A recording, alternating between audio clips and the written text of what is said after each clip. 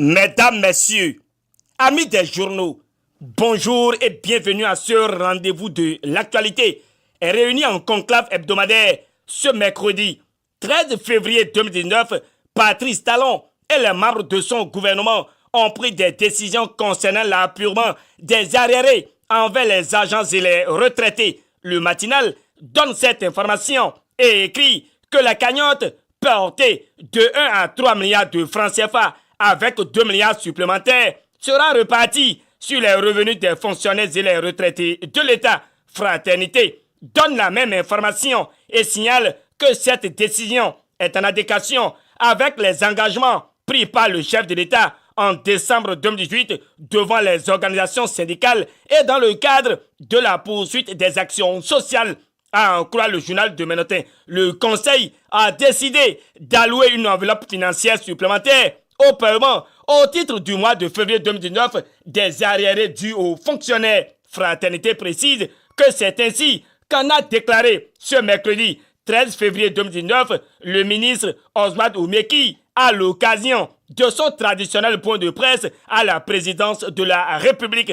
Le confrère clarifie aussi que le gouvernement a examiné la situation de la dette salariale de l'État liée au défaut de paiement jusqu'en 2016 de l'incidence financière de divers actes d'avancement et de promotion des travailleurs. En effet, en plus du milliard de francs CFA mensuellement destinés à éponger cette dette, Fraternité notifie qu'un montant supplémentaire de 2 milliards de francs CFA sera débloqué, portant ainsi à 3 milliards de francs CFA le total des arriérés de salaire à payer au titre de ce mois. C'est ainsi qu'en a décidé le Conseil est rapporté par le ministre du Tourisme et de la Culture, Oswald Oumeki. Fraternité rallonge que l'homme a saisi cette occasion pour rassurer l'ensemble des agents de l'État que ces efforts vont se poursuivre au fur et à mesure que le gouvernement dégagera des marges sur la trésorerie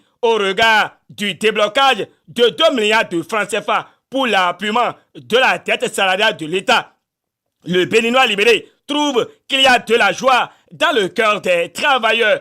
Des 2 milliards supplémentaires pour apurer la dette salariale de l'État, la nation en parle, mais en fiche en manchette que l'enseignement technique et la formation professionnelle restent une préoccupation majeure de l'État. C'est pourquoi le gouvernement, à travers le Conseil des ministres de ce mercredi, a décidé, selon le quotidien du service public, d'engager une restructuration profonde du secteur de l'enseignement technique et de la formation professionnelle. L'objectif, d'après la nation, est d'en faire un levier de développement et de création d'emplois pour le progrès. Le gouvernement pose de nouveaux jalons pour finir avec les grandes lignes abordées en Conseil des ministres hier. Le Télégramme indexe le secteur agricole et relève que Talon booste les activités qui sont porteuses dans le domaine. Le journal de Étienne Wessou donne lecture de l'intégralité du Conseil des ministres de ce mercredi 13 février 2019. Selon l'économiste, l'on retient que l'autosuffisance alimentaire au Bénin sera bientôt une réalité, car l'imprimé note un nouveau départ pour les filières riz, maïs et manioc. Au cœur de cette revue de presse figure une note de tristesse, car Matin Libre nous rapporte qu'il y a drame sur le fleuve Niger où 45 personnes ont rendu l'âme avec plusieurs disparus. Le Télégramme clarifie que c'est un bateau transportant des commerçants béninois ayant quitté le village de Gourouberi dans la commune de Karimama pour le marché local Ounan au Niger qui a chaviré ce mercredi 13 février aux environs de 10 heures. D'une capacité de 100 places, le Télégramme relate que la pirogue était en surcharge avec à bord des marchandises lourdes et leurs propriétaires. Le bilan de ce drame, selon le journal de Étienne Wessou, fait état de plus de 45 morts et près de 65 personnes repêchées. Mais les équipes marines du Niger et du Bénin sont à peu d'œuvre pour sauver le plus grand nombre, indique le Télégramme, qui signale tout de même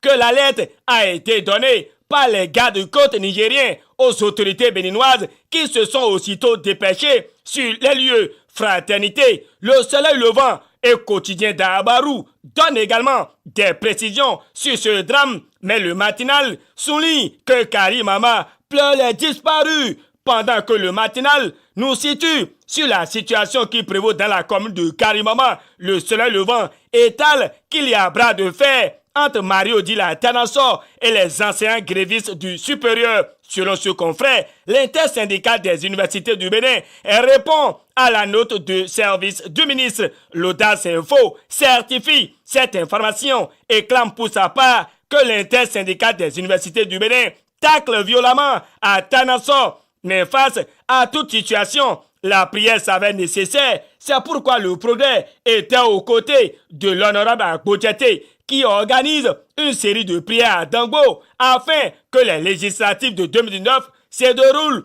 dans un climat calme et apaisé. Doit-on dire que la prière de l'honorable Agbodjete donne déjà ses effets quand on apprend, selon le Béninois libéré, que le couple Sogo jette l'éponge pour les législatives prochaines? Rouge sur blanc, le journal de Aboubacar Takou donne la raison à l'origine de l'absence surprise. Doit-on se baser sur le poids de l'âge? Seules les lignes du journal Le Béninois libéré donnent les précisions.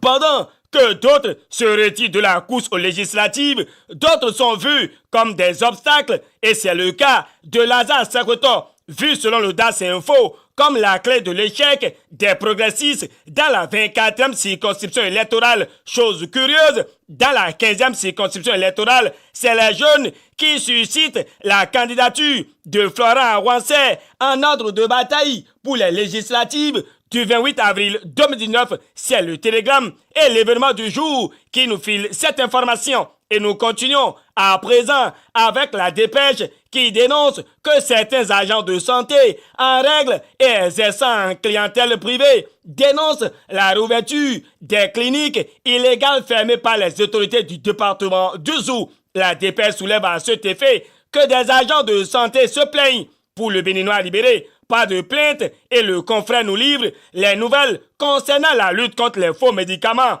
De cette investigation, le Béninois libéré nous apprend que la création de l'Agence africaine du médicament sera bientôt une réalité. Oui, c'est vrai, et l'événement du jour ajoute que les réformes de talent font école sur le continent noir, pendant que le chef de l'État s'échine pour sortir le Bénin de l'ornière. La Nouvelle Gazette voit que d'autres compatriotes constituent un frein à ses élans. Le journal de Gabin Asogba en veut pour preuve le maire déchu de Kalalé qui refuse de déserter les lieux. Il garde le véhicule de commandement, occupe toujours la résidence du maire et attend, selon la Nouvelle Gazette, la décision de la Cour constitutionnelle. Le ministre Barnabé Dassigli doit enfin taper du poing sur la table pour demander à son préfet du Bagou d'ordonner au Roussé Guéné à respecter la décision de la Cour suprême.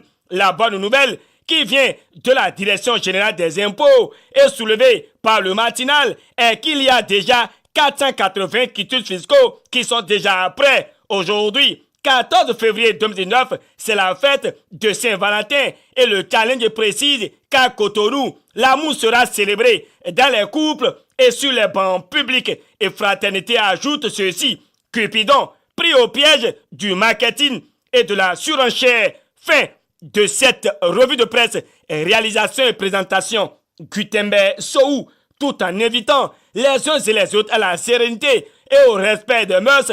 GS Communication souhaite bonne fête des amoureux à ceux qui ont une fois aimé dans leur vie. À demain pour un autre rendez-vous.